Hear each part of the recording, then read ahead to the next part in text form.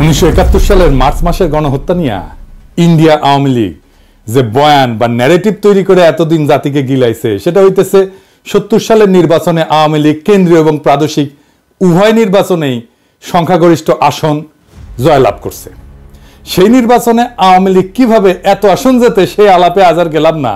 ইলিয়াস কাঞ্চন হাসতে হাসতে বলছে কিভাবে সে 70 সালের নির্বাচনে একাই অসংখ্য ভোট দিছে ভোট কেন্দ্রে গিয়ে। এটি শুনে রাখেন। 70 ইলেকশনের সময় আমরা নিজেরা ক্যাম্প করেছি এবং আমি ভোটার কিন্তু হইনি, কিন্তু আমি নিজে কিন্তু ফলস ভোট দিয়েছি এবং একটা দুইটা না অনেকগুলোই দিয়েছি। খালি ইলিয়াস কাঞ্চন না, আমাদের ব্যক্তিগত পরিচিত অসংখ্য ব্যক্তি আছে যারা ওই সময় ভোট দেওয়ার মতো বয়স না থাকা সত্ত্বেও আওয়ামী লীগের ক্যাডারদের সাথে ভোট কেন্দ্রে অসংখ্য ব্যালট পেপারে সিল মারে আসছে।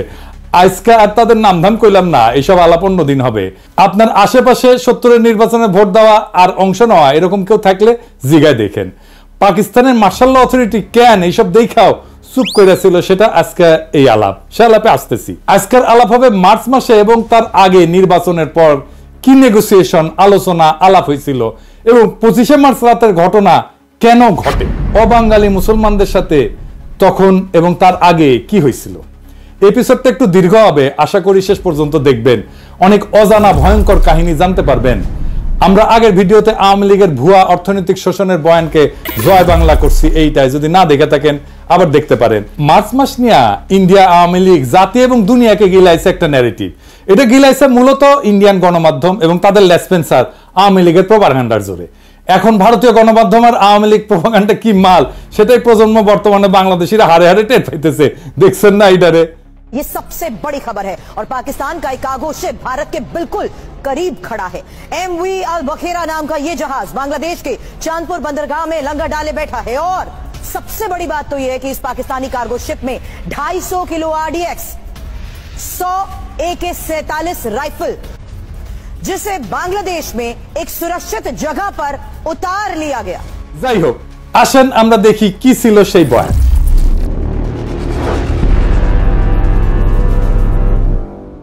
সেই বয়ান বলে 1970 সালের ডিসেম্বর মাসে পাকিস্তানের নির্বাচনে আওয়ামী লীগ সংখ্যাগরিষ্ঠ আসন পায়। আওয়ামী লীগের বিজয় দেখা পশ্চিম পাকিস্তানের শাসক গোষ্ঠী ভীত সন্ত্রস্ত হইয়া পড়ে।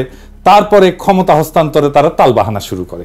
ইয়াহিয়া খান 1 মার্চ ঢাকায় হইতে যাওয়া জাতীয় পরিষদের অ্যাসেম্বলি স্থগিত করে যাতে আওয়ামী লীগ ক্ষমতায় যেতে না পারে। এর প্রতিরোধে আওয়ামী লীগ একটা শান্তিপূর্ণ অসহযোগ আন্দোলন গড়ে তোলে।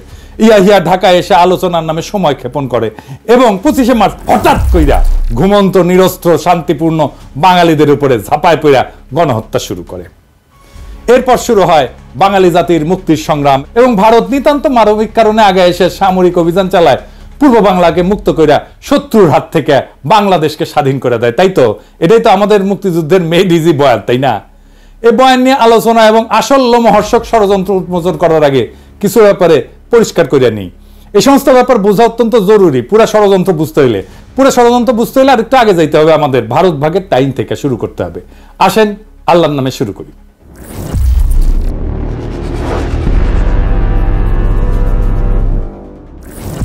উনিশশো 1947 সালে পাকিস্তান এবং ভারত ব্রিটিশ সাম্রাজ্যের ডোমিনিয়ন হিসেবে স্বাধীনতা লাভ করে। ডোমিনিয়ন আর রিপাবলিকের মধ্যে পার্থক্য হচ্ছে ডোমিনিয়ন কার্যত স্বাধীন হইলেও সেটা ব্রিটিশ সাম্রাজ্যের অংশ। একটা ডোমিনিয়নের রাষ্ট্রপ্রধান ইংল্যান্ডের রাজা বা রানী, তবে ডোমিনিয়নের পার্লামেন্ট বা আইনসভার স্বাধীনতা আছে। তারা যদি চায় তাদের আইনসভা নিজেদেরকে রিপাবলিক ঘোষণা কইরা ইংল্যান্ডের সাথে সম্পূর্ণভাবে সম্পর্ক সেট করতে পারে, তখন তাদের নিজস্ব রাষ্ট্রপ্রধান থাকবে। ভারত 1950 সালে নিজেদের সংবিধান রচনা করে রিপাবলিক ঘোষণা করে। পাকিস্তান 1956 সালে সংবিধান রচনা করে রিপাবলিক ঘোষণা করে। পরে ব্রিটিশ সাম্রাজ্য ডোমিনিয়ন শব্দ বাদ দিয়ে কমনওয়েলথ শব্দ চালু করে। এখন অনেক দেশ আছে যারা ডোমিনিয়নের মতো, যেমন কানাডা, অস্ট্রেলিয়া, নিউজিল্যান্ড। এই সমস্ত দেশের রাষ্ট্রপ্রধান ইংল্যান্ডের রাজা বা রানী। পাকিস্তানের 56 সালের সংবিধান 1958 সালের 8ই অক্টোবর তৎকালীন পাকিস্তানের রাষ্ট্রপ্রধান প্রেসিডেন্ট ইস্কান্দার মির্জা, উনি বাংলার মানুষ ছিলেন, কিন্তু উনি রদ কইরা মার্শাল ল জারি করে। মার্শাল ল জারি করলে সংবিধান রদ করতে হয়। এখানে একটা জিনিস খেয়াল করেন, মার্শাল ল যদি সংবিধানকে রদ করতে পারে তাইলে মার্শাল ল সংবিধানের চাইতে বড়। আসলেই তাই। আসল কথাটা হইতেছে হিম্মত, হ্যাডমই আসল, ক্ষমতাই আসল, সংবিধান তারপরে। যাই হোক, আলাপে আসি। কেন ইস্কান্দার মির্জা সংবিধান রদ কইরা মার্শাল ল দিল?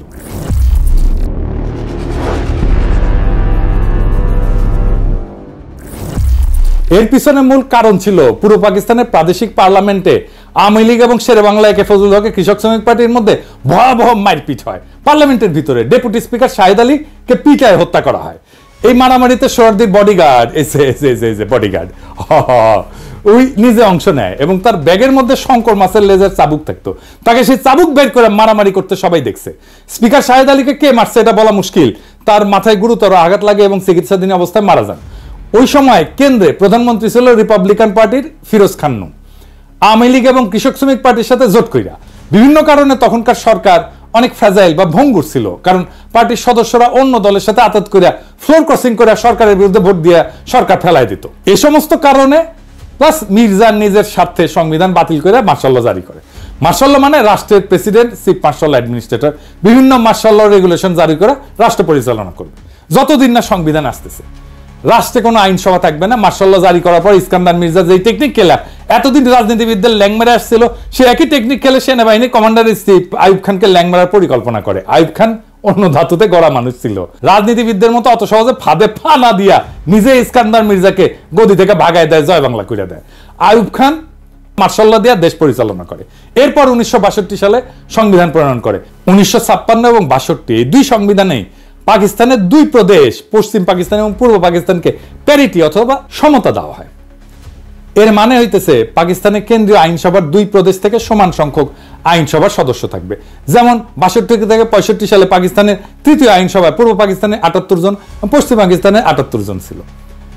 65 থেকে 69 সালেও পাকিস্তানের চতুর্থ আইনসভায় উভয় প্রদেশ থেকে 78 জন করে মোট 156 জন ছিল। এই প্যারিটির ফর্মুলার পিছনে একটা ইতিহাস আছে, এটা একটু জানা আসি।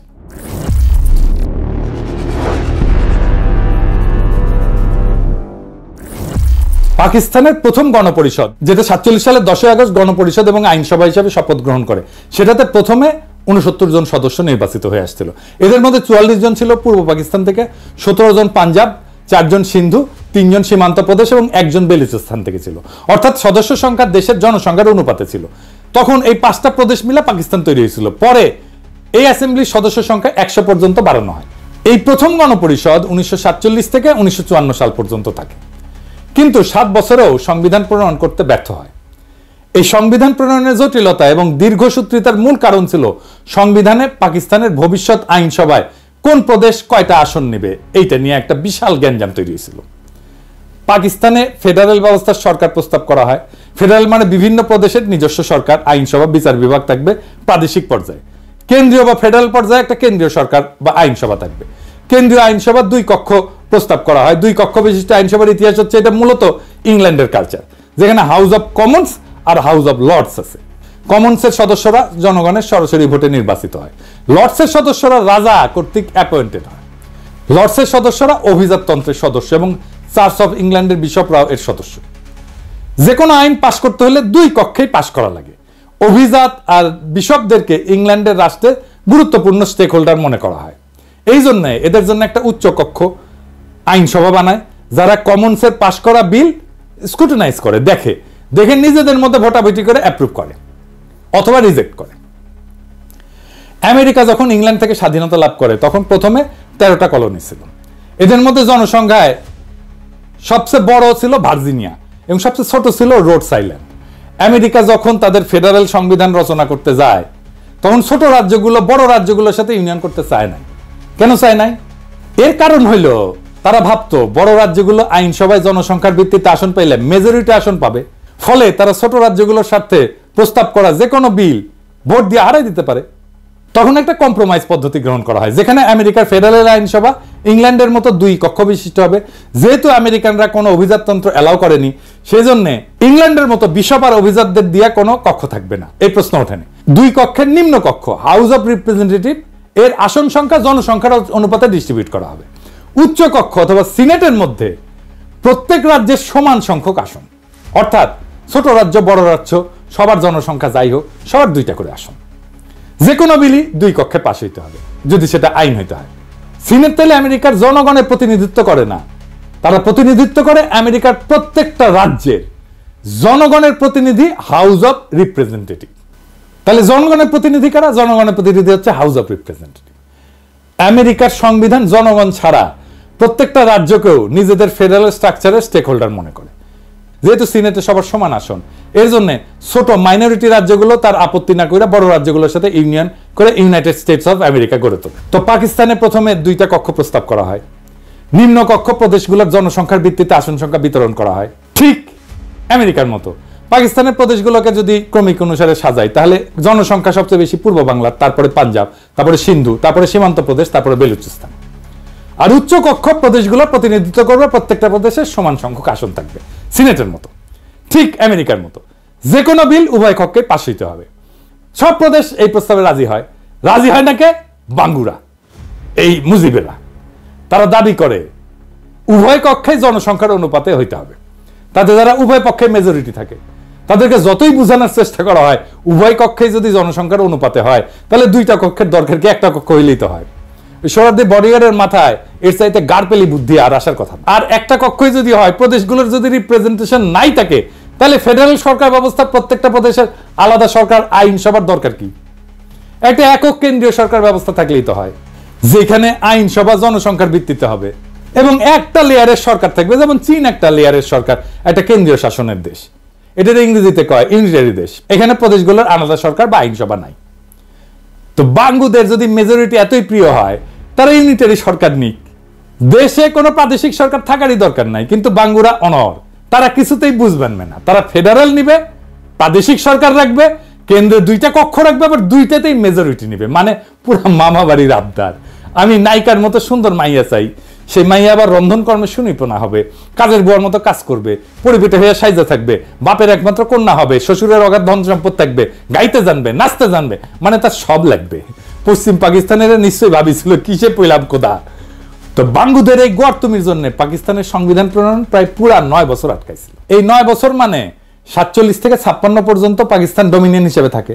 এবং ব্রিটিশ আমলে গভর্নমেন্ট অফ ইন্ডিয়া অ্যাক্ট, 35-এর ইন্ডিয়ান ইন্ডিপেন্ডেন্স অ্যাক্ট এবং 47-এর এই 2টা আইনকে সংবিধান হিসেবে গ্রহণ করে অপারেট করে। পরে বাঙ্গুদের বোঝানোর জন্য, মানানোর জন্য 56 সালে প্যারিটি ফর্মুলা প্রপোজ করা হয়, যেটাতে পাঞ্জাব, সিন্ধু, সীমান্ত আর বেলুচিস্তান মিলে পশ্চিম পাকিস্তান এবং পূর্ব বাংলাকে পূর্ব পাকিস্তানের 2টা প্রদেশ হিসেবে গঠন করা হয়।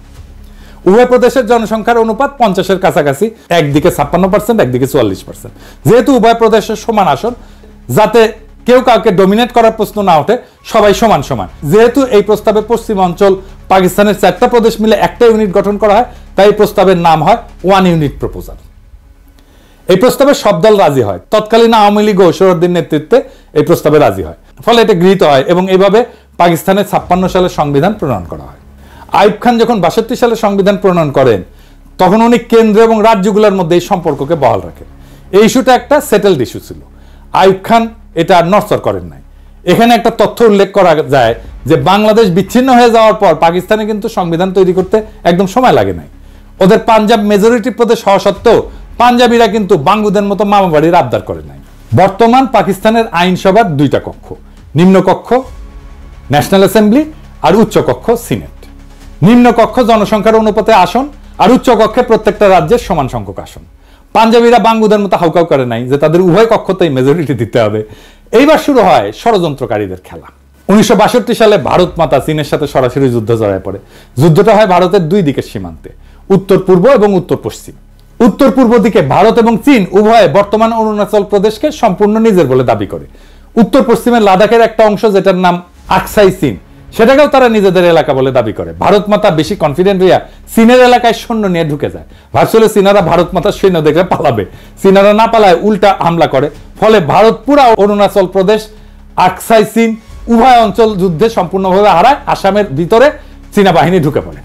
চীনের কাছে ভীষণ মার খাওয়ার পরপরই ভারত 1965 সালে পাকিস্তানের সাথে যুদ্ধ জড়ায় পড়ে। কাশ্মীরে ভারতের বিরুদ্ধে বিদ্রোহে পাকিস্তান আর্মি সাহায্যের ফলে ভারতের দখলকৃত কাশ্মীরে সামরিকভাবে বেসামাল হয়ে পড়ে। Pakistan army 1 September operation grand slam নামে একটা সামরিক অভিযান পরিচালনা করে। ফলে কাশ্মীরের ভিতরে ভারতীয় আর্মি অত্যন্ত নাজুক পরিস্থিতির সম্মুখীন হয়। এখানে উল্লেখ করা যায় যে এই গ্র্যান্ড স্ল্যামের কমান্ডার ছিল তৎকালীন মেজর জেনারেল ইয়াহিয়া খান। তাদের আত্মসমর্পণ ঠেকাইতে মরিয়া ভারত 6 সেপ্টেম্বর আন্তর্জাতিকভাবে রিকগনাইজ বর্ডার ক্রস করে লাহোরের দিকে হামলা করে। কিন্তু সমস্ত শক্তি নিয়ে কাশ্মীরের বর্ডার এইটা বিতর্কিত বর্ডার, আন্তর্জাতিকভাবে রিকগনাইজ না। কিন্তু লাহোরে ভারতের সীমান্ত থেকে মাত্র 18 মাইল দূরে হওয়া সত্ত্বেও ভারত সর্বশক্তি নিয়ে করা এই আক্রমণ ব্যর্থ হয়। পাকিস্তান আর্মির লাহোরের বাইরে ভারতের আক্রমণকে সফলভাবে প্রতিরোধ করে এবং যুদ্ধবিরতির আগ পর্যন্ত পুরো 18 দিন ভারতীয় বাহিনীকে ঠেকায় রাখে। কে ঠেকায় রাখছিল জানেন? কে ঠেকায় রাখছিল ওইখানে? পাকিস্তানি আর্মির কারা?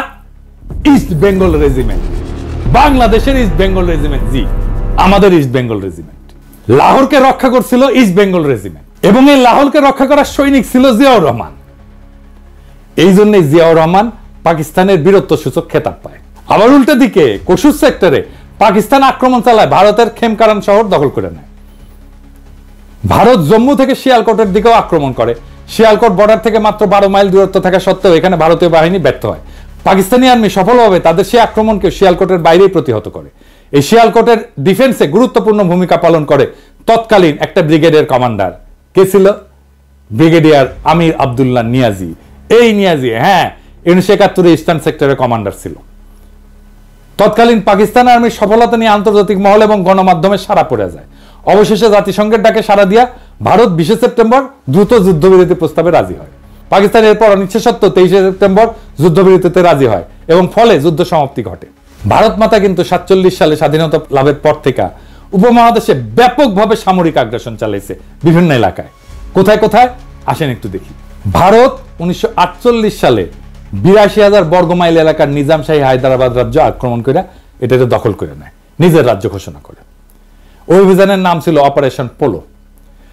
ভারত তার স্বাধীনতা লাভের পর 1947 থেকে 48 সালে জম্মু কাশ্মীর 16,309 বর্গমাইল, 1948 সালে জুনাগড় রাজ্য 3,337 বর্গমাইল, 1948 সালে নিজামশাহী হায়দ্রাবাদ রাজ্য 82,698 বর্গমাইল, 1961 সালে গোয়া রাজ্য 1,429 বর্গমাইল, 1971 সালে পূর্ব পাকিস্তান 57,320 বর্গমাইল, 1975 সালে সিকিম রাজ্য 2,740 বর্গমাইল, সর্বমোট 1,62,405 বর্গমাইল এলাকা সামরিক অভিযান চালায় দখল করে, যেটার পরিমাণ জার্মানি অথবা পোল্যান্ডের এরিয়া থেকেও বেশি।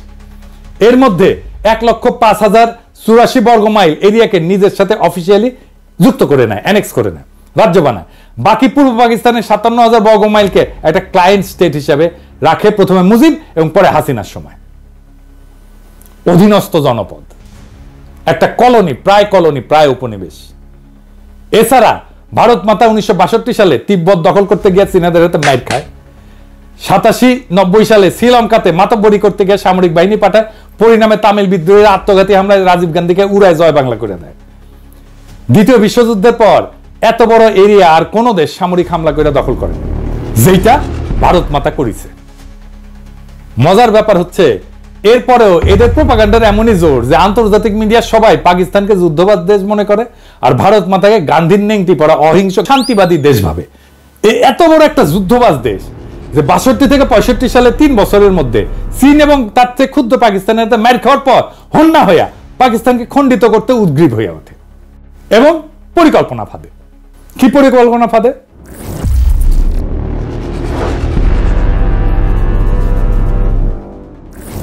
সে তাদের এজেন্ট শেখ মুজিব সোহরাওয়ার্দীর বডিগার্ডের মাধ্যমে ঠিক করে 65 সালে যুদ্ধের পর 6 দফাকে উপস্থাপন করে। ভারত পাকিস্তানের যুদ্ধ হয় 65 সালের সেপ্টেম্বর, মুজিব 6 দফা উত্থাপন করে 66 সালের ফেব্রুয়ারিতে। কিরকম মজার একটা কাকতালীয় ব্যাপার, তাই না? তাই না এডিটর সাহেব? মেলা দিন পরে কাউয়ার কথা মনে আসলো। কাউয়ার সাউন্ড দেবেন না? জোরে দেন, আরো জোরে, আরো জোরে। হয়েছে কাকতালীয়, তাই কাউয়ার সাউন্ড, বুঝছাও? 6 দফা এবং এর মধ্যে পাকিস্তানের অর্থনৈতিক শোষণের ভুয়া বয়ানকে আমাদের আগের এপিসোডে আমরা বিস্তারিত আলোচনা করে সেই বয়ানকে জয় বাংলা করে দিছি না? ভারতীয় এজেন্টরা আগে থেকেই প্রস্তুত ছিল এটা নিয়ে। গত এপিসোডে 6 দফা প্রণেতাদের মুখোশ উন্মোচন করা হয়েছে। আজকে আর একজন মুখ্য চরিত্রের মুখোশ উন্মোচন করা হবে, তার নাম সিরাজুল আলম খান। সিরাজুল আলম খান ঢাকা বিশ্ববিদ্যালয়ের ছাত্রলীগের মধ্যে ভারতীয় এজেন্ডা বাস্তবায়নে 60-এর দশকের প্রথম থেকেই কোমর বেঁধে নামে পড়ে। 71 সালের মার্চ মাস পর্যন্ত সমস্ত আলোচনা ভণ্ডুল করা এবং গৃহযুদ্ধ লাগানোর পিছনে তার অনেক ভূমিকা আছে। সে পূর্ব পরিকল্পনা মতো গৃহযুদ্ধ লাগানোর জন্য সর্বাত্মক চেষ্টা করে, যাতে তার গুরু ভারত সামরিক অভিযান চালানোর একটা অজুহাত খুঁজে পায়। এই সিরাজুল আলম সম্পর্কে একটা অত্যন্ত গুরুত্বপূর্ণ তথ্য হচ্ছে, উনি ছিলেন এক ভারতীয় রয়্যাল এজেন্টের অত্যন্ত ঘনিষ্ঠ এবং শিষ্য। তিনি মাঝে মাঝে কলকাতায় যেতেন এবং গেলে সেই এজেন্টের কলকাতার ভবানীপুরের রাজেন্দ্রপুর লেনের বাসাতেই উঠতেন এবং থাকতেন। সেই এজেন্টের কলকাতায় বাড়ি ছাড়াও বাংলাদেশেও বাড়ি ছিল এবং তিনি বাংলাদেশের নাগরিকও ছিলেন। আওয়ামী লীগের সংসদ সদস্য ছিলেন এবং আওয়ামী লীগের সংসদ সদস্য হিসেবে ৭২-এর কারচুপির নির্বাচনে তৎকালীন বাকেরগঞ্জ 14 আসন, বর্তমানে পিরোজপুর 1 আসন, যেটা বর্তমানে আল্লামা দেলোয়ার হোসেন সাইদির আসন, ওইখানে এমপি নির্বাচিত হয়েছিলেন। শেখ মুজিব জয় বাংলা হয়ে যাওয়ার পরে 75-এ সে ব্যক্তি আবার ইন্ডিয়া চলে যায়। তার নাম চিত্তরঞ্জন সুতার। এবার আসেন চিত্তরঞ্জন সুতারকে একটু চিনা নেই। এই চিত্তরঞ্জন সুতার 1971 সালের পর ইন্দিরা গান্ধীর সাথে দেখা কইরা বাংলাদেশকে পুরোপুরি ভারতের সাথে যুক্ত করা, মানে যেভাবে হায়দ্রাবাদ, সিকিম, গোয়া, কাশ্মীরের মতো ভারত একটা প্রদেশ করছিল, ওইরকম প্রদেশ করতে বলছিল। ভারত প্রথমে আওয়ামী লীগের সাথে 7 দফা চুক্তি করে সেই পথে আগাচ্ছিল। পরে বিভিন্ন কারণে ইন্দিরা গান্ধী বাংলাদেশকে ক্লায়েন্ট স্টেট হিসেবে রাখাটাকে ডিসাইড করে। পরবর্তীতে কংগ্রেসের প্রেসিডেন্ট জ্ঞানী জৈল সিং এটাকে ইন্দিরার সবচেয়ে বড় ব্লান্ডার হিসেবে আখ্যা দিছিল।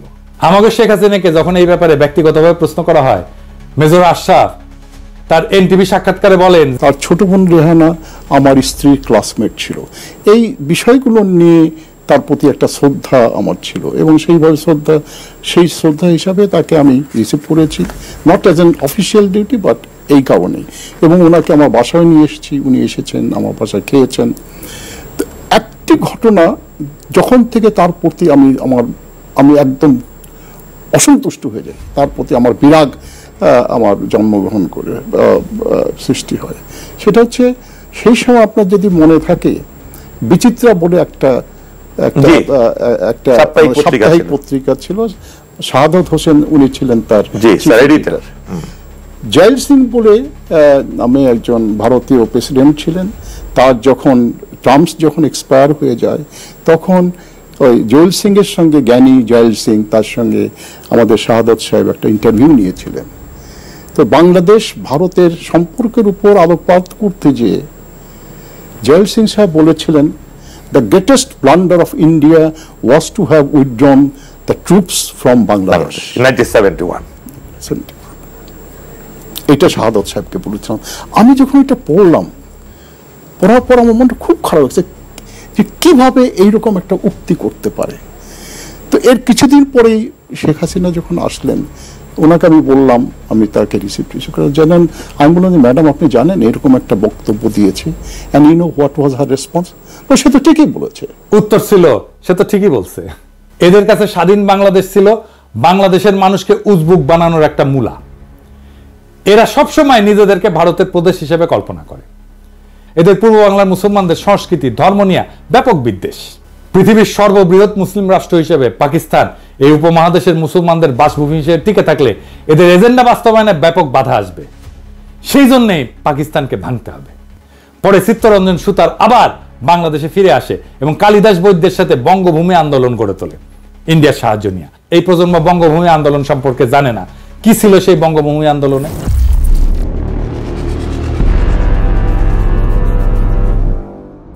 এই আন্দোলন হচ্ছে দক্ষিণবঙ্গের খুলনা, ফরিদপুর, পটুয়াখালী, বরিশাল এই অঞ্চলে একটা হিন্দু রাষ্ট্র গড়ে তোলার জন্য সশস্ত্র সংগ্রাম। 1996 থেকে 2001 আওয়ামী লীগের সময় এই আন্দোলন হঠাৎ করে কাকতালীয়ভাবে বন্ধ হয়ে যায়। এরপরে বিএনপির সময় আসলে এটা আবার ভারতের এজেন্ডা বাস্তবায়ন করতে নেমে পড়ে। 2004 সালে ফেব্রুয়ারি মাসে এরা হিন্দু প্রজাতন্ত্রের ঘোষণা দিয়ে আবার অ্যাক্টিভ হয়। ভারত তাদেরকে অ্যাক্টিভ করে রহস্যজনকভাবে। এর ঠিক পরে সে 2004 সালে বাংলাদেশে গ্রেনেড হামলা থেকে শুরু করে একের পর এক নাটক ঘটা শুরু করে। ভারত তার পরিকল্পনা অনুযায়ী বাংলাদেশকে অস্থিতিশীল করে তোলে এবং 2007 সালে ভারতের ঘোড়া উপহার পাওয়া কুলাঙ্গার মইনুল আহমেদ ভারতের 111 প্লেবুক মতি মাহমুদের সাহায্যে বাস্তবায়ন করলে ভারতের আর বঙ্গভূমির মাধ্যমে ষড়যন্ত্র করার দরকার থাকে না। ম্যাজিকের মতো সাথে সাথে বঙ্গভূমি আন্দোলন ভ্যানিশ হয়ে যায়। এরপরের ইতিহাস সবার জানা। এই হচ্ছে সিরাজুল আলম খানের আসল রূপ। এইবার আগের কথায় ফিরে আসে।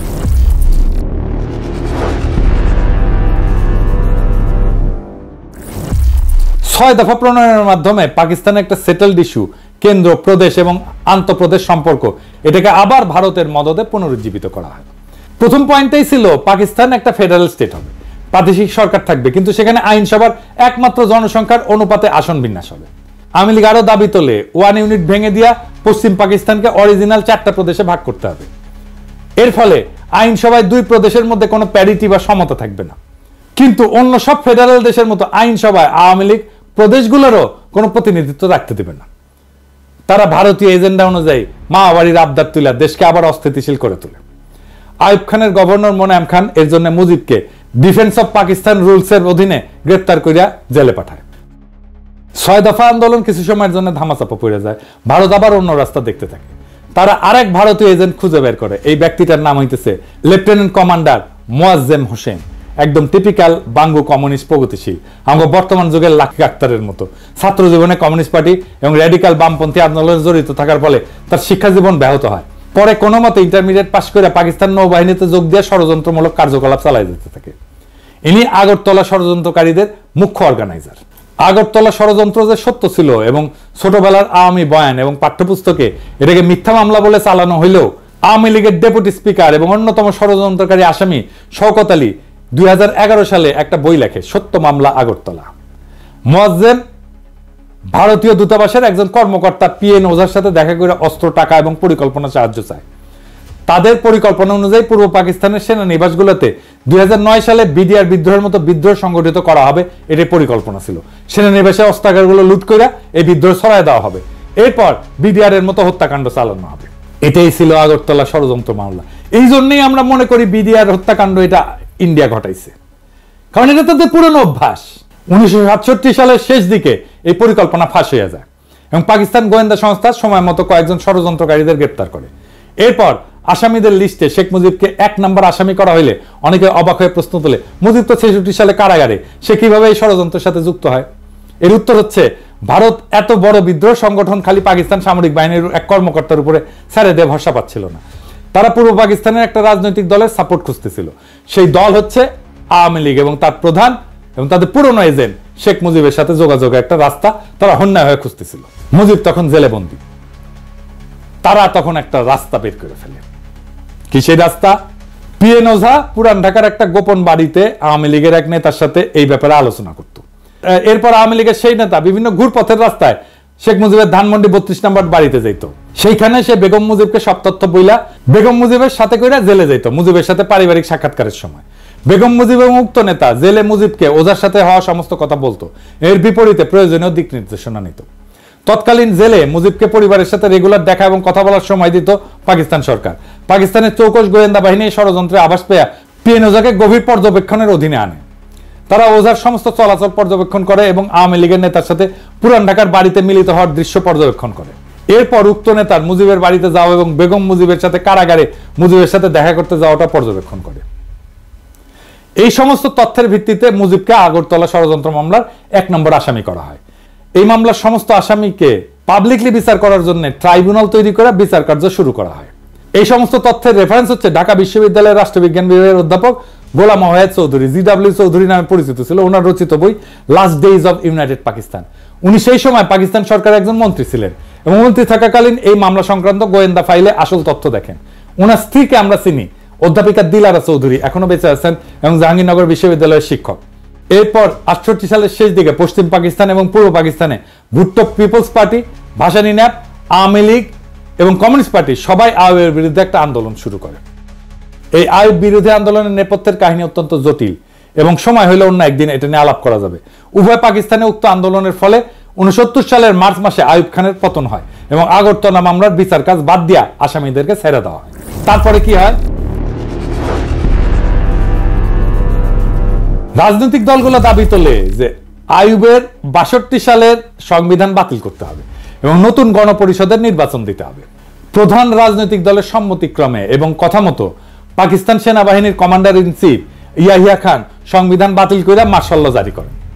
দেশে এত উত্তেজনা অবসান ঘটানোর জন্য এবং আওয়ামী লীগের বারবার এই উত্তেজনা এজিটেশন এটা বন্ধ করার জন্য ইয়াহিয়া খান স্থির করেন ওরা যেসব মা বাড়ির আবদার তুলছে ওইসব মেনে নেওয়া, যাতে পাকিস্তান অখণ্ড থাকে, টিকে থাকে। পুরানা ভারতীয় মাল শেখ মুজিব ইয়াহিয়ার সাথে আলোচনা করে তাকে ব্লাব দিয়া বুঝান যে 6 দফা খালি নির্বাচনী প্রচারণা, এটা স্বাধীনতার দাবি না।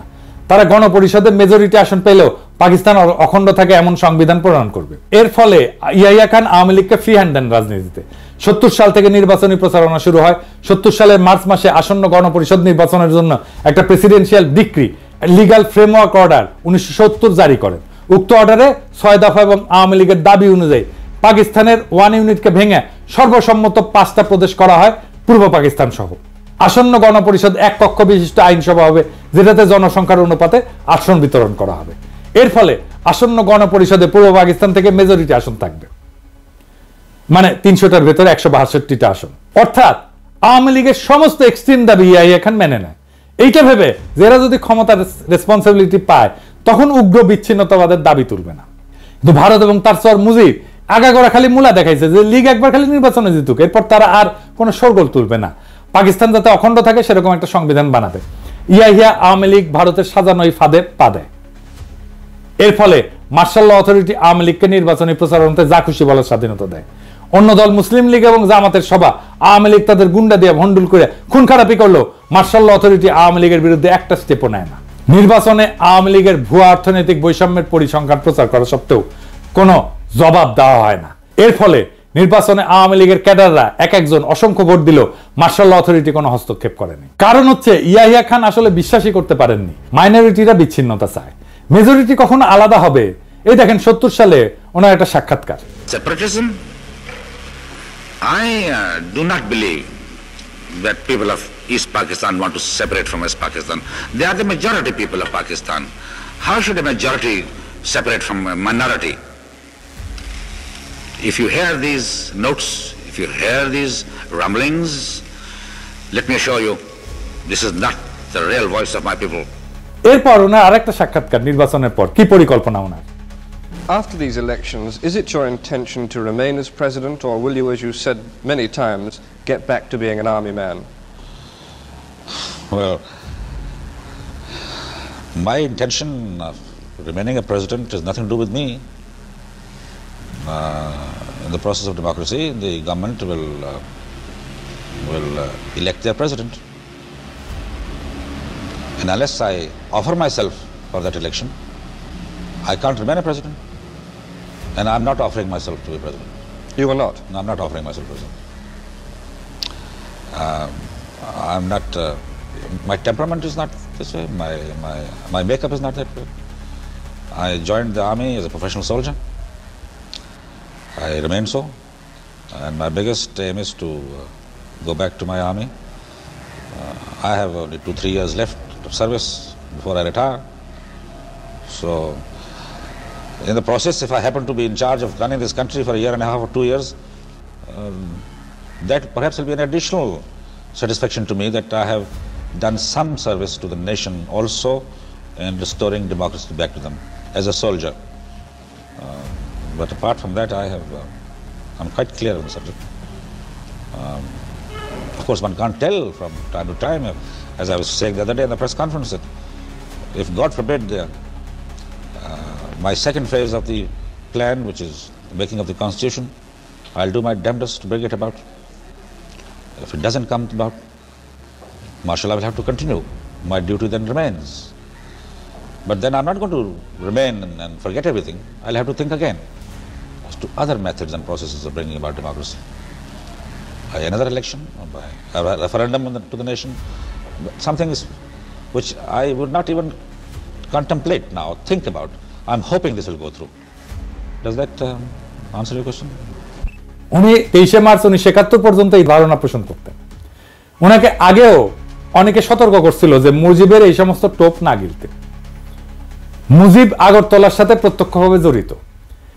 ইয়াহিয়া সেই সমস্ত সতর্কবার্তা উড়ায় দেয়, বলে যে ক্ষমতার রেসপন্সিবিলিটি পাইলে শেখ মুজিব এবং লীগ এই সমস্ত উগ্র দাবি থেকে সরে আসবে। যখন 23 মার্চ মুজিব এবং লীগ ফাইনাল সংবিধানের রূপ দেখায়, যেটাতে দেশকে ভাগ করে সব আলাদা, নাম আলাদা, একটা দেশের বদলে দুর্বল কনফেডারেশন, কিন্তু পশ্চিম পাকিস্তান থেকে করের টাকা দিয়া বাংলাদেশ তাদের ডেফিসিট পূরণ করবে, সেটা দেখার পর উনি উপলব্ধি করেন আওয়ামী লীগ আসলে ভারতের মদদে সব সময় একটা বিচ্ছিন্নতা চাইছে এবং পুরা সময় তাকে ধোঁকা দিছে। 70 সালের ডিসেম্বরের নির্বাচনের পর এইভাবে লীগ যখন গণপরিষদে মেজরিটি আসনে জিতে, ইয়াহিয়া খান জানুয়ারিতে পূর্ব পাকিস্তানে আইসা মুজিবের সাথে দেখা করে তাদের পূর্ব নির্ধারিত শর্ত অনুযায়ী মুজিবের তৈরি সংবিধান দেখতে চান। মুজিব সেটা দেখাইতে অস্বীকার করে। এইবার প্রথমবারের মতো ইয়াহিয়া খান লীগের আসল বদমতলব বুঝতে পারে। ঠিক এই সময় ভারত তাদের পরিকল্পনা মতো আরেকটা সাজানো নাটক বাস্তবায়ন করে, রহস্য উপন্যাসের মতো সেই ঘটনা।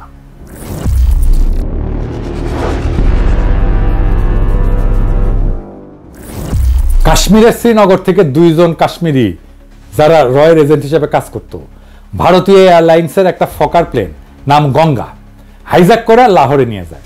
সেখানে সব যাত্রীকে ছেড়ে দিয়া প্লেনটা ধ্বংস করে ফেলে। প্লেনটা খুব পুরাতন ছিল এবং অলরেডি সেটাকে সার্ভিস থেকে উইথড্র করা হয়েছিল, কিন্তু হাইজ্যাকিং এর কিছুদিন আগে আবার প্লেনটাকে ফ্লাইটে নামানো হয়। ভারত কেমন সিপা দেখেন, মানে নিজেদের একটা বাতিল করা পুরানো বিমান বিসর্জন দেয় এইভাবে দিয়া অন্যের যাত্রা ভঙ্গ করে। পাকিস্তানের তদন্ত কমিশনে ভারতের এই ষড়যন্ত্র প্রকাশ পায়। ভারত এই সুতা ধইরা ভারতের উপর দিয়ে পাকিস্তানের বিমান চলাচল বন্ধ করে দেয়। এর উদ্দেশ্য ছিল আওয়ামী লীগ যাতে নির্ভয়ে তাদের দেওয়া পরিকল্পনা বাস্তবায়ন করে এবং ইয়াহিয়ার সাথে কোনো সমঝোতা না করে। ইয়াহিয়া যদি 6 দফা মেনে নেয়, তারপরেও ফেব্রুয়ারি মাসে ইয়াহিয়া খান সংখ্যাগরিষ্ঠ দলের প্রধান হিসেবে মুজিবকে রাজধানী ইসলামাবাদে ডাকলে মুজিব বেয়াদবের মতো রাষ্ট্রপ্রধানের কাছে যেতে অস্বীকার করে। এর ফলে ইয়াহিয়া এবং সবার সন্দেহ ঘনীভূত হয় যে মুজিব এবং লীগ সরল বিশ্বাসে এই নেগোশিয়েট করতেছে না এবং এদের আগরতলা ষড়যন্ত্রের ভূমিকা ইয়াহিয়া ভালো করে জানা ছিল। তিনি সবার মতো সতর্কবাণী সত্ত্বেও মুজিব এবং লীগের সব দাবি মেনে নিয়ে নির্বাচনের ব্যবস্থা করছিলেন এবং মুজিবকে সেই নির্বাচনে ফ্রি হ্যান্ড দিছিলেন। এরপর আর একটা জটিলতা দেখা দেয়। ভুট্টো এবং তার পিপলস পার্টি পাকিস্তানের দ্বিতীয় বৃহত্তম দল হিসেবে আবির্ভূত হয় নির্বাচনে। ইয়াহিয়া প্রস্তাব দেয় যে সংবিধানের মতো গুরুত্বপূর্ণ বিষয় গ্রহণ করার সময় রাজনৈতিক দলগুলোর ভিতরে একটা ঐক্যমত থাকা উচিত। একটা ব্রড কনসেনসাস না থাকলে কোনো সংবিধানই মজবুত হবে না। প্রত্যেক দশকে একটা দেশের সংবিধান পাল্টানো সেই দেশের স্ট্যাবিলিটির জন্য ক্ষতিকর। মুজিব সাফ বইলা দেয় যে আওয়ামী লীগ খালি একাই সংবিধান তৈরি করবে, তারা মেজরিটি পার্টি, কারোর সাথে ঐক্যমত করবে না। ঠিক বিএনপির মতো তারা বলে নির্বাচিত সংসদ সংস্কার করতে পারবে, তার মানে নির্বাচনে তারাই জিতবে, তারাই সংস্কার করবে, আর কেউ না। ভারত এবং তাদের দেশীয় এজেন্টরা এই সময় অত্যন্ত অ্যাক্টিভ ভূমিকা রাখে যাতে পাকিস্তানের সবাই লীগের 6 দফা মেনে নিলেও লীগ একটার পর একটা দাবি তুলে সমঝোতার পথ একবারে বন্ধ করে দেয়। এইটা নিয়ে ফেব্রুয়ারি মাসে আর একটা অচল অবস্থা শুরু হয়। ইয়াহিয়া মার্চের 1 তারিখে ঢাকায় জাতীয় পরিষদের সভা ডাকছিলেন, কিন্তু ফেব্রুয়ারিতে এই অচল অবস্থার কোনো মীমাংসা না হয় ভুট্টো এবং পিপলস পার্টি অ্যাসেম্বলিতে আসার জন্য ঢাকাতে আসতে অস্বীকার করে। তাদের বক্তব্য ছিল মুজিব তো আগেই বলছে লীগ মেজরিটি পার্টি হিসেবে একাই সংবিধান বানাবে, তাদের এই মাইনরিটির কথা যদি নাই শোনা হয় তাহলে তাদের আর কষ্ট করে অ্যাসেম্বলিতে আসার দরকার কি। মুজিব লীগের বানানো সংবিধান কাউকে দেখাবেও না, কাজে অত্যন্ত যুক্তিসঙ্গতভাবে সবাই ধরে নেয় এরকম মার্কা মারা একজন ভারতের এজেন্ট অ্যাসেম্বলিতে ভারতের প্রচারণা মতো যেই সংবিধান বানাবে সেটাতে খালি পূর্ব পাকিস্তান না, পশ্চিম পাকিস্তানের রাজ্যগুলোর ভিতরেও এমন সংঘর্ষ তৈরি করবে যাতে পুরো পাকিস্তান এক ঢিলে জয় বাংলা হয়ে যায়। এর আভাস 71 ফেব্রুয়ারিতেই পাওয়া যায়। আওয়ামী লীগের আদর্শিক গুরু বাঙ্গু বাম প্রগতিশীলদের সংগঠন, ভারতের বিশিষ্ট লেসপেন্সার কমিউনিস্ট পার্টির ছাত্র সংগঠন ছাত্র ইউনিয়ন, আমাদের শাহবাগী লাকির সংগঠন ফেব্রুয়ারি মাসে তাদের জরুরি কাউন্সিল মিটিং এ 14 দফা প্রণয়ন করে। এর মধ্যে সবচেয়ে গুরুত্বপূর্ণ দফা হচ্ছে আসন্ন সংবিধানে পাকিস্তানের যে মূল 5টা ভাষাভাষী জাতির অবস্থান, উহাদের সকলকে পাকিস্তানের ফেডারেশন হতে বিচ্ছিন্ন হইয়া স্বতন্ত্র স্বাধীন সার্বভৌম রাষ্ট্র গঠনের অধিকার সহ পূর্ণ আত্মনিয়ন্ত্রণের অধিকার দিতে হবে। চিন্তা করেন, অথচ এই ছাত্র ইউনিয়ন করা আমাকে মতি মাহফুজের কাছে যদি ভারতের উত্তর পূর্ব অঞ্চলের স্বাধীনতার কথা বলা হয়, 7 সিস্টারের স্বাধীনতার কথা বলা হয়, তারা তেলে বেগুনে জ্বলে ওঠে। ক্রমশই ব্যাপার স্পষ্ট হয়ে উঠতে থাকে যে লীগের আসল উদ্দেশ্য খালি পূর্ব পাকিস্তান না, সম্পূর্ণ পাকিস্তানকে ধ্বংস করা। এদেরকে যতই কনসেশন দেওয়া হচ্ছে এরা একটার পর একটা দাবি তুলতেই আছে এবং এরা যে বাস্তবে ভারতের জন্য পাকিস্তান ধ্বংস করতে উদ্গ্রীব সেটা বর্ণনা আমার গত এপিসোডে করছি 6 দফা প্রণয়নকারীদের মুখোশ উন্মোচন। এখানে উল্লেখ করা যায় যে মুজিব এবং লীগ যদি পাকিস্তানকে অখণ্ড স্ট্রং রেখে কোনো সংবিধান বানায় সেটা দেখাই তো ভুট্টোর বাপেরও সাধ্য ছিল না মুজিব এবং লীগের ক্ষমতা যাওয়া ঠেকানো। সে সময় পশ্চিম পাকিস্তানের সাধারণ মানুষের কিরকম মনোভাব ছিল তার একটা উদাহরণ দেখাচ্ছি, অধ্যাপক সাজ্জাদ হোসেনের বই থেকে, তার 71 স্মৃতি থেকে উদ্ধৃত করতেছি। মুজিব যদি একাই সংবিধান বানাতে চায় সেটাতেও ইয়াহিয়া এবং পশ্চিমে কোনো আপত্তি ছিল না, সেটা যদি পাকিস্তানকে ধ্বংস না করে। কিন্তু মুজিব তার তৈরি সংবিধানের খসড়া স্বাভাবিক কারণে ভারতের প্ররোচনায় দেখাতে অস্বীকার করে। রাজনৈতিক দলগুলোর ভিতর ঐক্যমতের অভাব এবং মুজিবের আচরণের কারণে ইয়াহিয়া 1 মার্চ অ্যাসেম্বলি স্থগিত ঘোষণা করে। এরপর শুরু হয় ভারতের মদতে অন্তিম খেলা। এর পরের বিবরণ শুনলে আপনার শরীরের রক্ত হিম হয়ে যায়।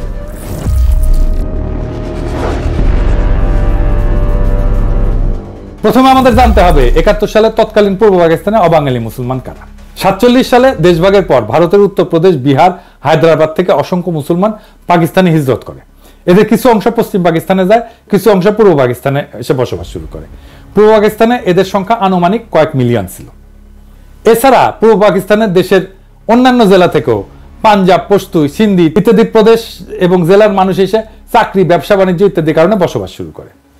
চাকমা রাজা ত্রিদিব রায় তার বই দ্য ডিপার্টেড মেলোডিতে লোমহর্ষক সব ঘটনার বিবরণ দিচ্ছেন। সেসব ঘটনা তার এলাকার লোকজন চাক্ষুষ দেখছেন। তার বইয়ের এই পাতার বিবরণ দেখেন। এছাড়া রাজা মার্চের প্রথম দিকে ঢাকায় অবস্থান করছিলেন আসন্ন আইনসভায় যোগদানের উদ্দেশ্যে। ঢাকার ঘটনা উনি নিজে প্রত্যক্ষ করছেন। মার্চ মাসে ৩-৪ তারিখের রাতে আওয়ামী ক্যাডাররা চিটাগাংয়ের পাহাড়তলির কাছে একটা অবাঙালি মুসলমান কলোনি ফিরোজ শাহ কলোনিতে রাতের গভীরে আগুন লাগায় দেয়। সেটাতে ওই রাতে কলোনির ৭০০ বাড়িঘর পুড়ে ছাই হয়ে যায় এবং সেখানে ঘুমায় থাকা পরিবারের পরিজনে সবাই আগুনে পুড়ে মারা যায়। ৭০০ বাড়িতে বাচ্চা সহ একটা পরিবারে গড়ে ৬ জন করে হইলেও ৪,৫০০ মানুষ। কল্পনা করলেও অবাক। এরপর আরো কাণ্ড দেখে। যারা ওই অগ্নিকাণ্ডের সময় বাড়ি থেকে বের হয়ে বাঁচতে পারছিল, আওয়ামী লীগের গুন্ডারা তাদেরকে বাইরে ঘিরে হত্যা করে। শহরের অন্য এলাকায় আরো ৩০০ অবাঙালি মুসলমানকে ওই রাতেই হত্যা করা হয়। এই ঘটনার পরেও ইয়াহিয়া খান নেগোশিয়েট করার চেষ্টা করছেন। আর্মি অধিকাংশ সময় ব্যারাকেই ছিল। এসবের পরেও ইয়াহিয়া ২৫ তারিখ পর্যন্ত নেগোশিয়েট করতে চাইছেন। এরপর খালি চিটাগাং না, খুলনাতে একই সময় লীগ অবাঙালি মুসলমানদের দোকানপাট, বাড়িঘর লুটপাট, অগ্নিসংযোগ করা শুরু করে। এর ফলে ৫৭ জন নিহত হয়। ঢাকাতে এই সময় অবাঙালি মুসলমানদের দোকানপাট, বাড়িঘর, অগ্নিসংযোগ এবং লুটপাট করা হয় দেদারসে। শহরের বিভিন্ন জায়গায় চেকপোস্ট বসায় তাদের থেকে টাকা পয়সা, সোনা দানা প্রকাশ্যে লীগের গুন্ডারা ছিনতাই করতে থাকে। গুলিস্তানে নাচ সিনেমা হল, গুলিস্তান সিনেমা এবং একটা চীনা রেস্তোরাঁ ছিল এক অবাঙালি ভদ্রলোকের, নাম দোসানি। সবকিছু রাতারাতি পুড়ে দেওয়া হয়। ফার্মগেটে কিছু অবাঙালি মুসলমানদের বাসাও পুড়ে দেওয়া হয়। এছাড়া ঢাকা শহরে অসংখ্য জায়গায় বিভিন্ন ধরনের হামলা, অগ্নিসংযোগ, অবাঙালিদের রাস্তায় থামায় জিনিসপত্র লুটপাট করা শুরু হয়। ৩রা মার্চেই ১০০ খানেকের বেশি নিহত এবং আহত বা অবাঙালি মুসলমানদের ঢাকা মেডিকেল হসপিটালে নেওয়া হয়। দেখছেন একই রকম ২৪-এ একই কাজ করছে আওয়ামী লীগ, একই কাজ করছে। এত সব প্রভোকেশনের পরেও আর্মি কিছুই করে নাই। ইয়াহিয়া নিজে ঢাকায় এসে নেগোশিয়েট করার চেষ্টা করছে। এমনকি আর্মির এক ক্রিটিক পর্যন্ত পাকিস্তান আর্মির ডিসিপ্লিনের প্রশংসা করছে ওই সময়। দেখেন, চট্টগ্রাম, রাঙ্গামাটির আরো অনেক লোমহর্ষক ঘটনা চাকমা রাজা প্রত্যক্ষ করছে। আসেন সেগুলো একটু দেখি। লীগের গুন্ডারা মার্চের শেষে অবাঙালিদের জড়ো করে হত্যা করা শুরু করে। কাপ্তাই বিদ্যুৎ কেন্দ্রে মোটর লঞ্চে বিশাল সংখ্যক অবাঙালি মুসলমান নারী এবং শিশুদেরকে জড়ো কইরা খাগড়াছড়ির দিকে নিয়ে রওনা দেয়। প্রতিমধ্যে নারীদেরকে ক্রমাগত ধর্ষণ করা হয়। কিছুদিন পর খাগড়াছড়ি পৌঁছায় সবাইকে ট্রেন্সের পাশে দাঁড় করায় গুলি করে হত্যা করা হয়। একজন আহত মানুষ বেঁচে জঙ্গলে পালায় যায়, সেখানে চাকমারা তাকে সেবা শুশ্রূষা করে। তার কাছ থেকে এই সমস্ত ভয়ঙ্কর কাহিনী শোনে চাকমারা। রাঙামাটির বাঙালি সাব ডিভিশনাল অফিসার, যে দেখতে নিরীহ প্রকৃতির এক ৫০ মানুষ ছিলেন, সেই কাপ্তাইতে এক পাকিস্তানি অফিসার স্ত্রীকে কিডন্যাপ কইরা সবশেষে দয়া পরবশ হয়ে তাকে হত্যা করা হয়। রাজার এলাকায় পুলিশের রিজার্ভ ইন্সপেক্টর ছিল একজন মুহাজির বিহারি। তাকে তার স্ত্রী এবং ১০ বছরের কন্যার সাথে হত্যা করা হয়। চাকমারা রাতের বেলায় গুলির শব্দ শুনে পরের দিন সকালে যখন খোঁজ করতে যায়, গিয়ে এদের লাশ পায়। ছোট মেয়েটির মৃতদেহ কপালে হাত দিয়ে পড়েছিল। কপাল থেকে হাত সরাইলে ওইখানে গুলির ছিদ্র পাওয়া যায়। নুরুজ্জামান খান নামে এক মহৎ হৃদয়ের পাঠান ছিল, ওখানে বসবাস করত এবং চাকমা বাঙালি সবার কাছে জনপ্রিয় ছিল। সবাইকে বিপদে সাহায্য করত। তাকেও বাঙ্গ বিদ্রোহীরা ধরে নিয়ে গুলি করে হত্যা করে। এবার ব্রাহ্মণবাড়িয়ার একটা ঘটনা দেখেন। ব্রাহ্মণবাড়িয়াতে এক সাংবাদিক চাক্ষুষ ৮২ অবাঙালি শিশুর মৃতদেহ এবং ৩০০-র মতো প্রাপ্তবয়স্কের মৃতদেহ দেখেন, যাদেরকে বাঙ্গ এবং লীগের গুন্ডারা এবং বিদ্রোহীরা হত্যা করে ফেলে রেখে যায়। ময়মনসিংহে একটা অবাঙালি কলোনির ৫,০০০ জনের মধ্যে মাত্র ২৫ জন জীবিত ছিল, সবাইকে খুন করে ফেলে। একজন অ্যাসিস্ট্যান্ট পোস্টমাস্টার তার পরিবার হারানোর কথা বলতে বলতে কান্নায় ভেঙে পড়ে। আর্মি যখন ময়মনসিংহে মুভ করে, তখন এক মসজিদের ইমাম, যে তার মসজিদে ১৫০০ নারী শিশুকে আশ্রয় দিয়েছিল, তাদেরকে উদ্ধার করে। এসব অপরাধ অধিকাংশ করছে আওয়ামী লীগের ক্যাডারেরা। এইরকম এক পার্সি পরিবারের ঘটনা আছে, যারা বেনাপোলের দিকে পালায় যাচ্ছিল, যাদেরকে আওয়ামী বাঙ্গুরা পুরা পরিবার সহ হত্যা করে। বগুড়ার সান্তাহারে হাজার হাজার অবাঙালিদের হত্যা করা হয়েছে, সেসবের সাক্ষী এখনো জীবিত। যশোরে এই ভদ্রলোককে আওয়ামী বাঙ্গুরা হত্যা করে। এই মৃতদের ছবি পাকিস্তান আর্মির বর্বরতা বলে চালায় দেওয়া হয়। এরপরে দেখেন একটা ভয়ঙ্কর দৃশ্য। এই ছবিটা বিখ্যাত নিউজউইক পত্রিকায় ১২ এপ্রিল ১৯৭১ সালে প্রকাশিত হয়েছিল। ছবিতে একদল আওয়ামী বাঙ্গু একজন পাকিস্তানি সিএসপি অফিসার তাকে হত্যা কইরা তার মাথা কেটে ক্যামেরার সামনে পোজ দিতেছে। ভদ্রলোকের নাম ছিল ওয়াকার নাসিম বাট। কুষ্টিয়ার দিকে পোস্টেড ছিলেন। মার্চের সময় যখন দেশে অরাজকতা, এইটা দেখে সবাই যখন চলে যাচ্ছিল, উনি ওনার অফিসেই ছিলেন। কল্পনাও করতে পারেন নাই ওনার নিজের দেশের মানুষ বিনা কারণে ওনাকে হত্যা করবে।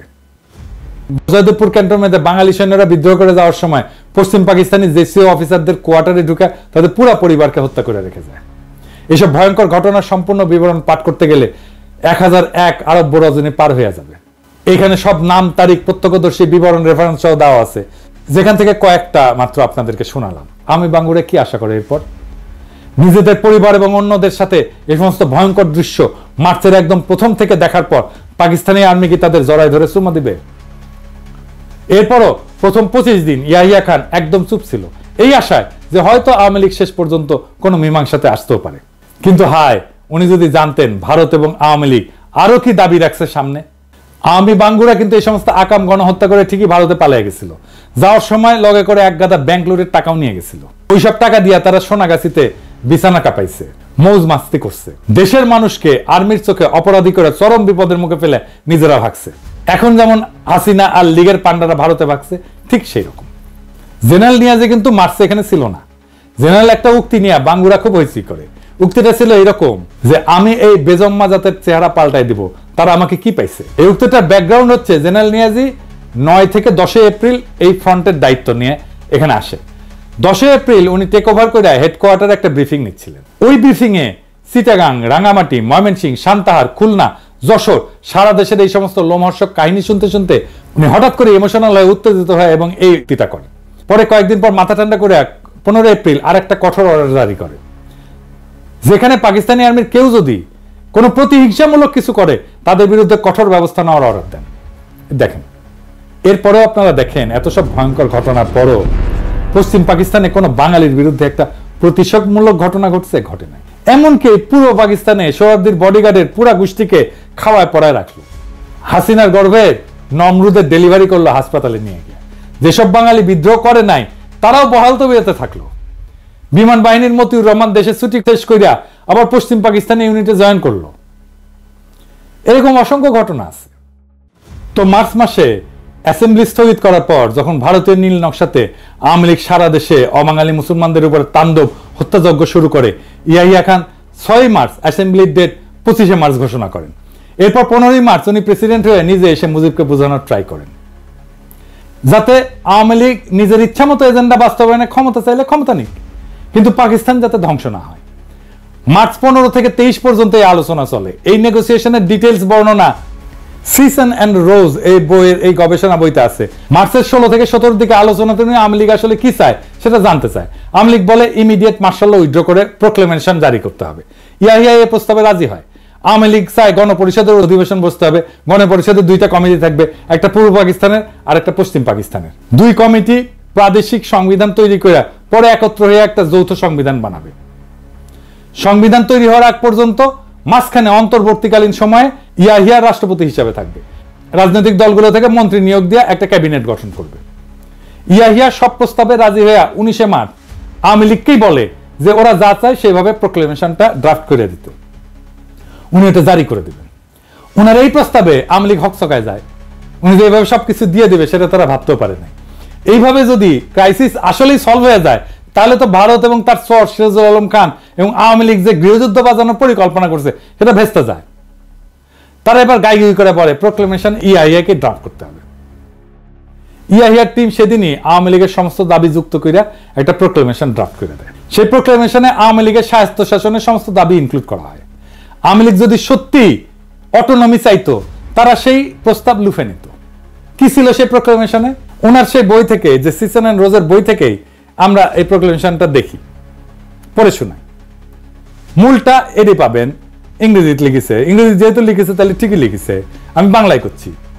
1 নাম্বার, প্রাদেশিক মন্ত্রিসভাগুলোর কাছে শপথ অনুষ্ঠান পরিচালনার সঙ্গে সঙ্গে সামরিক আইন কার্যকরভাবে বাতিল হবে। 2 নাম্বার, 1969 সালের 4 এপ্রিলের অস্থায়ী সংবিধান আদেশ, প্রভিন্সিয়াল কনস্টিটিউশনাল অর্ডার একটা নতুন সংবিধান কার্যকর না হওয়া পর্যন্ত মৌলিক আইন হিসেবে বলবৎ থাকবে। 3 নাম্বার, অন্তর্বর্তীকালীন সময়ে ইয়াহিয়া রাষ্ট্রপতি হিসেবে দায়িত্ব পালন করবেন। 4 নাম্বার, রাষ্ট্রপতি অস্থায়ী সংবিধান আদেশ এবং 62 সালের সংবিধান অনুসারে ক্ষমতা প্রয়োগ করবেন। 5 নাম্বার, পূর্ব ও পশ্চিম পাকিস্তানের প্রতিনিধিদের মধ্যে থেকে একটা কেন্দ্রীয় মন্ত্রিসভা গঠন করা হবে। 6 নাম্বার, জাতীয় পরিষদ 1962 সালের সংবিধান অনুযায়ী কার্যক্রম চালাবে। তবে পূর্ব পাকিস্তানের জন্য সীমাবদ্ধতা এবং সংশোধনী সমূহ পৃথকভাবে নির্ধারণ করে নেওয়া হবে। 7 নাম্বার, প্রাদেশিক পরিষদগুলোর কার্যাবলী 1962 সালের সংবিধান অনুযায়ী হবে, তবে পূর্ব পাকিস্তানের জন্য বিশেষ ব্যতিক্রম থাকবে। 8 নাম্বার, প্রাদেশিক গভর্নরদের রাষ্ট্রপতি নিয়োগ করবেন প্রাদেশিক সংসদীয় দলের নেতৃবৃন্দের সাথে পরামর্শ করে। তারা রাষ্ট্রপতির ইচ্ছাধীনভাবে দায়িত্ব পালন করবেন এবং তাদের সহায়তার একটা মন্ত্রিসভা থাকবে যার নেতৃত্বে একজন মুখ্যমন্ত্রী থাকবেন, যিনি গভর্নরকে পরামর্শ এবং সহায়তা প্রদান করবেন। 9 নাম্বার, প্রাদেশিক সরকার গঠনের 7 দিনের মধ্যে 2টা সংবিধান কমিটি, একটা ঢাকায় এবং একটা ইসলামাবাদে গঠন করা হবে, যার কাজ হবে প্রত্যেকটা প্রদেশের জন্য সংবিধানে অন্তর্ভুক্তির জন্য প্রয়োজনীয় বিশেষ বিধান এবং শর্তাবলী নির্ধারণ করা। জাতীয় পরিষদ কর্তৃক সংবিধান প্রণয়নের আগে রাষ্ট্রপতি এই কমিটিগুলো আহ্বান করবে। 10 নাম্বার, যদি কোনো প্রদেশের গভর্নর বা অন্য কোনো সূত্রে রাষ্ট্রপতির কাছে প্রতীয়মান হয় প্রদেশের সরকার কার্যকরভাবে পরিচালিত হতে পারছে না, তাহলে রাষ্ট্রপতি একটা প্রোক্লেমেশনের মাধ্যমে ওই প্রদেশের নির্বাহী কার্যাবলীর সব বা কোনো একটা নিজের হাতে নিতে পারবেন। ইয়াহিয়া এত কিছুর পর, এত অবাঙালিদের উপরে হত্যাযজ্ঞের পরেও, এই সমস্ত কনসেশন দিয়া প্রোক্লেমেশন সাবমিট করার পরেও আওয়ামী লীগ আবার হকচকায় যায়। তারা তাদের গুরু ভারত এবং তাদের এজেন্টদের কথা মতো আরো মামাবাড়ির আবদারের মতো একটার পর একটা শর্ত জুড়ে দিতে থাকে, যাতে আলোচনা ভেস্তে যায় এবং গৃহযুদ্ধ লাগে। তাদের পূর্ব পরিকল্পনা মতো ওই গৃহযুদ্ধে ভারত হস্তক্ষেপ করে পূর্ব বাংলাকে তার ক্লায়েন্ট বানাবে। এরপর তারা ওপার বাংলা আর ভারত মাতার সাথে মিলে একাকার হয়ে যাবে এবং রবীন্দ্রসঙ্গীত গাইতে গাইতে বাকি জীবন পার করে দিবে। এবার দেখেন ভারতীয় এজেন্ট সিরাজুল আলম খানের আরেক সহচরে আসমা আব্দুর রবের নিজের মুখে বর্ণনা। 24শে মার্চ অনির্ধারিতভাবে মুজিব ইয়াহিয়ার সাথে দেখা করে এবং তিনি যখন গণভবনে যান দেখা করতে, তখন আমি তার গাড়িতে স্বাধীন বাংলার পতাকাটা জোর করে লাগিয়ে দেই, যদিও ওনার ইচ্ছার বিরুদ্ধে। এবং সেদিন তিনি সর্বশেষ বলে আসেন যে পশ্চিম পাকিস্তান থেকে বাঙালি যে সেনাবাহিনী আছে তাদের বাংলাদেশে পাঠিয়ে দিতে হবে, 2টা কারেন্সি করতে হবে, আলাদা স্টেট ব্যাংক করতে হবে, এমন কিছু দাবি উনি উত্থাপন করেন যেগুলি করলে আসলে পাকিস্তান এক পাকিস্তান থাকে না। 23শে মার্চ আওয়ামী লীগ ওই প্রোক্লেমেশনের উত্তরে এবার নিজেদের প্রোক্লেমেশন জমা দেয়। সেখানে তারা পাকিস্তান রাষ্ট্রভাঙের সমস্ত পয়েন্ট, পাকিস্তানকে এক দুর্বল কেন্দ্রীয় ব্যবস্থা, এমনকি দেশের নাম পর্যন্ত চেঞ্জ করে কনফেডারেশন পাল্টায় তাদের প্রস্তাব সাবমিট করে। একটা কনফেডারেশন হচ্ছে 2টা স্বাধীন দেশের মধ্যে সম্পর্ক, কিন্তু তারা সামার পশ্চিম পাকিস্তানের কর থেকে নিজেদের ডেফিসিট বা ঘাটতি পূরণের পয়েন্ট বহাল রাখে। খালি একবার ঠান্ডা মাথায় ভাবেন প্রস্তাবটা। লীগ এবং তাদের লেসপেন্সার সবসময় পশ্চিমাদের গালিগালাজ করবে, তাদের নামে ভুয়া শোষণের বয়ান ফেরি করবে। এরপর তারা দেশকে দুর্বল এবং কয়েক খণ্ডে ভাঙার পরিকল্পনা করবে শত্রু দেশের সাথে মিলা। এই সমস্ত সত্ত্বেও তারা পশ্চিম পাকিস্তান থেকে তাদের করের টাকা নিয়ে নিজেদের ঘাটতি পূরণ করবে। কি মজার ব্যাপার! আওয়ামী লীগ এবং এদের নিজের লেসপেন্সাররা কত বড় জাউরার জাউরা, কত বড় সামারের সামার, সেটা কল্পনাতীত। এই সমস্ত দাবির ফলে আওয়ামী লীগের এবং ভারতের আসল রূপ অবশেষে ইয়াহিয়ার সামনে দিবালোকের মতো পরিষ্কার হয়। সারা দেশে মার্চ মাস থেকে ভারতীয় এবং আওয়ামী মদতে অবাঙালি মুসলমানদের উপরে শুরু হয় ব্যাপক লুটপাট এবং হত্যাযজ্ঞ। এরপরেও আওয়ামী লীগের মামাবাড়ির আবদারের অটোনমির সমস্ত দাবি মেনে নেয়া ইয়াহিয়া প্রোক্লেমেশন জারি করতে রাজি হয়, যাতে দেশ এক থাকে। পূর্ব পাকিস্তান যদি বেশি টাকা চায় নিক। এরপরেও আওয়ামী ভারতীয় ষড়যন্ত্রকারীদের হাউস না মেটার ফলে তারা একের পর এক আজগুবি দাবি তুলতেই থাকে। তারা খালি পূর্ব পাকিস্তান না, পশ্চিম পাকিস্তানের সমস্ত প্রদেশকেও বিচ্ছিন্ন করে দিতে চায়। সারা দেশে প্রকাশ্যে পাকিস্তানের পতাকা পুরানো হচ্ছে। এই সমস্ত লোমহর্ষক ঘটনার পরিপ্রেক্ষিতে ইয়াহিয়া খান 23শে মার্চ রাতের বেলা সিদ্ধান্ত নেন অপারেশন সার্চলাইট চালানোর। কি হয়েছিল সেই অপারেশন এবং 9 মাসের যুদ্ধে আসলেই কি হয়েছিল, কোন পক্ষ কত মানুষ হত্যা করছে, সেসব আলাপ আরেকদিন হবে। এবার আসি শেষ আলাপে। কয়েকদিন আগে হাসিনা ভারতের দালাল গণশত্রু জসিম পাকিস্তানের কাছে দাবি উত্থাপন করছে যে পাকিস্তানকে 71-এর জন্য ক্ষমা চাইতে হবে। ক্ষমা যদি চাওয়াই লাগে সেটা সর্বপ্রথম চাবে আওয়ামী লীগ আর ইন্ডিয়া। আওয়ামী গুন্ডার ভারতের এজেন্টদের মাধ্যমে 25শে মার্চের অনেক আগে এদেশে অবাঙালি মুসলমানদের উপরে ব্যাপকভাবে বিডিআর হত্যাযজ্ঞের চাইতো নৃশংসভাবে হত্যাকাণ্ড হয়েছে, জেনোসাইড হয়েছে, গণহত্যা হয়েছে। এই গণহত্যা তারাই শুরু করছে। আওয়ামী লীগের গত জুলাই আগস্টে এত মানুষ মেরাও ক্ষমা চাওয়া তো দূরের কথা, সেটা তারা আয়না ঘর নিয়ে হাসি মস্করা করে। এদের কাছে জাতি আর কি আশা করে? কাজে পাকিস্তানের ক্ষমা চাওয়ার দাবি জসিমের গোয়া দিয়ে ঢুকায় দেওয়া হবে। আর পাকিস্তানের বিরুদ্ধে ভুয়া অর্থনৈতিক বৈষম্যের বয়ান আমরা আগের এপিসোডে জয় বাংলা করে দিছি। এরপর যদি কেউ আবার এই সমস্ত ভারতীয় বয়ান মাথায় না পাকিস্তানের কাছ থেকে টাকা চায়, জসিমরে জনগণ তার অফিস থেকে খালি গায়ে ধরে না রাজপথে বিচার করবে, আর সেই টাকা তার পুটকি দিয়ে ঢুকায় দেওয়া হবে। এদেশে যাদেরকে আটকে পড়া পাকিস্তানি বলা হয়, প্রত্যেককে বাংলাদেশের নাগরিকত্ব এবং পাসপোর্ট দিতে হবে। ক্যাম্প থেকে বের করে দেশের যে কোনো প্রান্তে বসবাস করার অধিকার দিতে হবে। ওইসব ক্যাম্প আমরা বুলডোজার দিয়ে ঘুরায় দিয়া আওয়ামী ফ্যাসিবাদের জাদুঘর বানায় রাখবো। নাজি জার্মানদের কনসেন্ট্রেশন ক্যাম্প এখন যেরকম জাদুঘর। আমাদের নতুন ইতিহাস লিখতে হবে, আমাদের নতুন ভাবে ইতিহাস পড়তে হবে। আমাদের যে ইতিহাস ভুলায় রাখা হয়েছিল, ভুল ইতিহাস শেখানো হয়েছে, সেইখান থেকে আমাদের নতুন ইতিহাস শিখতে হবে। নিজেদের জাতির ইতিহাস, নিজেদের বঞ্চনার ইতিহাস, আমাদের প্রতারণার ইতিহাস, কিভাবে আমাদের জাতিকে প্রতারিত করা হয়েছে, দুর্বল করা হয়েছে এবং জাতির উপরে যুদ্ধ চাপায় দেওয়া হয়েছে। আমাদের এই নতুন বয়ান তৈরি, ইতিহাসের এই নতুন বয়ান তৈরি চলমান থাকবে। ইনকিলাব জিন্দাবাদ।